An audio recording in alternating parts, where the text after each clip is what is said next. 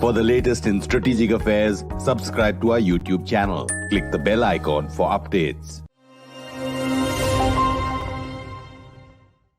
Today, we're going to be talking about his book, The Grey Lady Winked, an expose of just how the New York Times conducts its journalism. Ashley, first off, a very warm welcome to you on the show. Thank you very much, Ashwin. First off, when and why did you decide to do an expose of the New York Times in particular? I was always a New York Times reader, even from sort of a younger age. I think many people in the U.S. are, especially you going to university, and it's kind of the newspaper you get exposed to, and it's treated as really this gospel, this deliverer of truth from the heavens.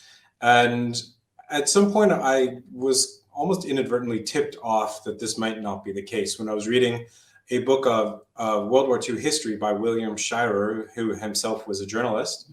And he casually mentions in a footnote that on the eve of World War II, September 1st, 1939, the New York Times ran a story that claimed Poland had in fact attacked Germany, and Hitler was just retaliating or defending his borders, which is actually how Hitler justified his entrance into Poland at the time.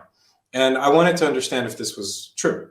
Did the New York Times actually run a story that was claiming on that crucial date that Poland had attacked Germany, which ran counter to everything we know and assume about World War II and its outbreak? And I went into the archive of the New York Times and I saw that story, and sure enough, that is in fact what the story claimed. The only source in that story, which was the lead story of that day, meaning it was the far rightmost story, was a Nazi newspaper. It wasn't referred to as such. It was referred to as a semi-official German outlet, but that in fact was a Nazi newspaper. And that was the only sourcing for this incredibly important event. And that sort of triggered this whole wave of research that I would undertake for the next few years, and really going deeper and deeper and expanding into numerous historical episodes like that one. We were talking a little bit about, other Western media outlets, like the BBC, the Washington Post, etc. Now, how do you believe that they follow the same journalistic principles as the NYT? How are they different?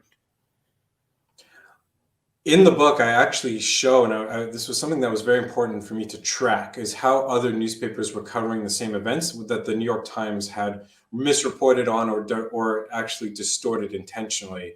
And that was the case that I saw time and again. For example, when the New York Times was celebrating the Nazi Olympics of 1936 as the greatest sporting event of all time, other news outlets, including CBS, Murrow's Boys, the Washington Post, were really lamenting it as a complete disaster, as a devastating crisis, because it gave the Nazis this propaganda platform that they sought, and everybody kind of knew that. But the New York Times was hailing this as the greatest sporting event of all time. And that's a pattern that we saw again and again and again. Another episode in my book, The Grey Lady Winked, I show that the New York Times made a backroom deal with the United States Department of War to print United States government propaganda concerning the atomic bomb. When it dropped the atomic bomb, the United States government didn't want the world to know that there was such a thing as radiation poisoning.